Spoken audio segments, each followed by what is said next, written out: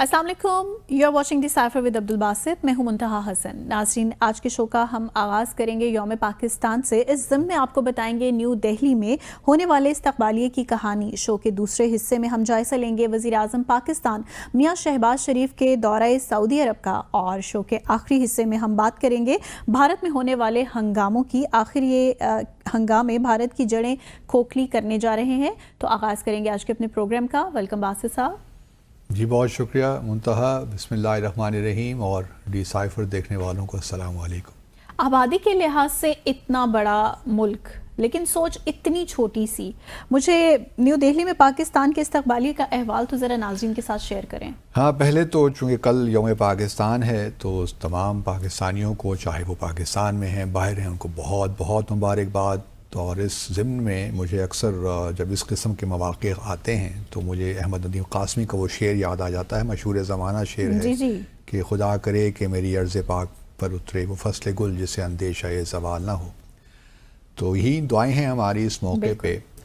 और होता कुछ यूँ है कि यौम पाकिस्तान के मौके पे हमारे जो बाहर सफारत खाने हैं, एम्बेसीज़ हों या हाई कमीशंस हों, वो एक ऑफिशियल रिसेप्शन देती हैं, इस्तक़बालिया देती हैं।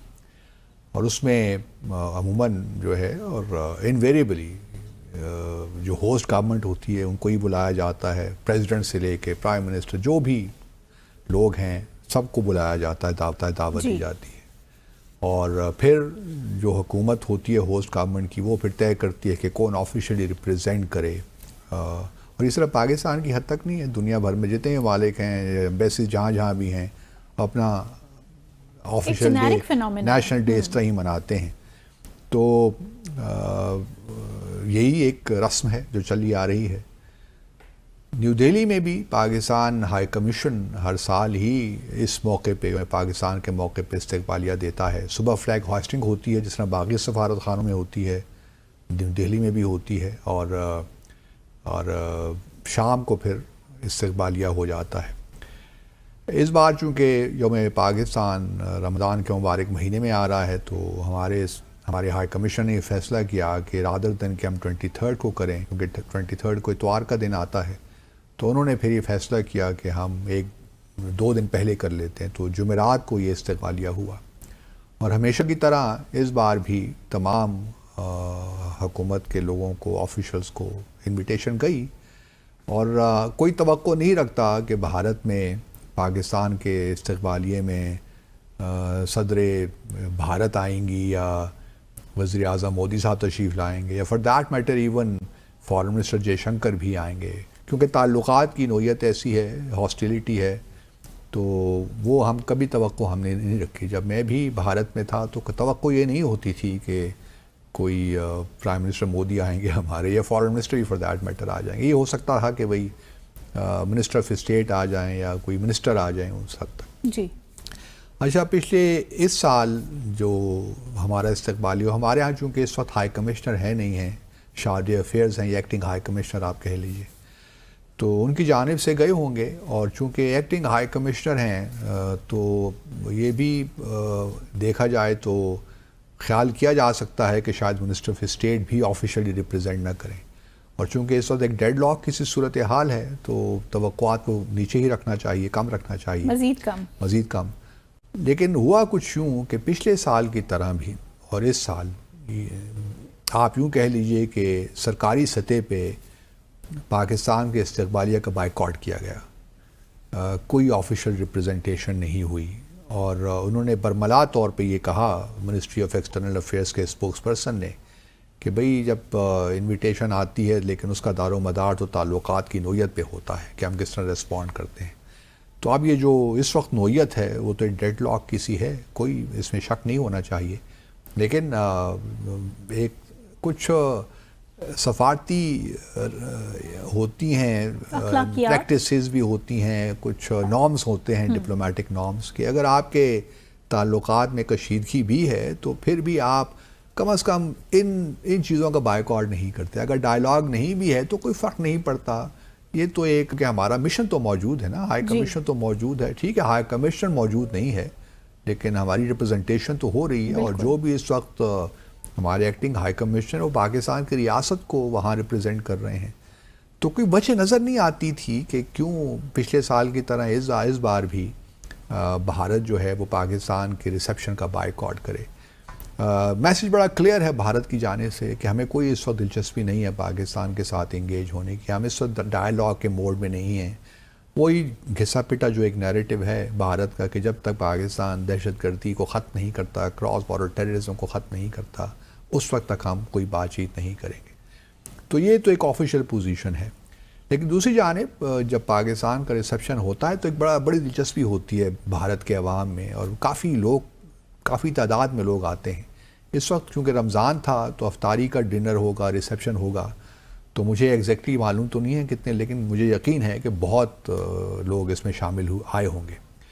اور اس میں جہاں تک میں دیکھ رہا تھا تو بھارت کے میڈیا میں رپورٹ ہو رہا تھا کہ منی شنکر آئر جو کہ کانگریس میں تھے پہلے, اب بھی وہ اپنے آپ کو سمجھتے تو ہیں لیکن کانگریس سے ان کی اس طرح ایفیلیشن نہیں رہی, وہ تھے. ان کا ایک بہت بڑا فیمس ایک کوٹ ہے جو کہ پاکستان بھارت ایک کانٹیکس میں کہ پاکستان اور بھارت کو ان انٹرپٹیڈ اور ان انٹرپٹیبل ڈائیلاگ کی ضرورت ہے, کیونکہ ہر آئے کچھ سالوں کے بعد انٹرپشن ہو جاتی ہے, پھر ہم دوبارہ محنت کرتے ہیں, شروع کرتے ہیں. تو ان کا یہ کیا ماننا ہے کہ پاکستان اور بھارت کے درمیان جو ڈائیلاگ کا پروسیس ہے وہ ان انٹرپٹیڈ ہونا چاہیے, اس کے بغیر دونوں ممالک آگے بڑھ نہیں سکتے. تو وہ آئے تھے اس ریسیپشن میں, اور وہ ہر ریسیپشن میں ہر سال ہی آتے ہیں. اور چونکہ ان کا ایک نقطہ نظر ہے کہ پاکستان ایک اہم ملک ہے, ہمارے ان کے ساتھ تعلقات ہونے چاہیے. بلکہ یہاں بتاتا چلوں کہ یہاں کراچی میں ایک زمانے میں ایک کونسل جنرل بھی رہے ہیں, اس کے بعد یہ کانگریس کی حکومت منسٹر بھی رہے ہیں. تو امپورٹنٹ آدمی ہیں, بہت سے اور کیریئر ڈپلومیٹ رہے ہیں, پھر پالیٹکس میں آ گئے, کتابیں بہت انہوں نے لکھی ہیں, تو اچھا بھلا مانے جانے شخص ہیں. تو وہ انہوں نے شرکت کی. اس طرح اور بھی وہ فارمر ڈپلومیٹس تھے, اجے بیسیریا جو یہاں پہ ہائی کمشنر رہے ہیں وہ بھی اس میں تھے کل پرسوں کے ریسیپشن میں. لیکن سرکاری سطح پہ بہرحال یہ بائیکاٹ ہمیں نظر آیا.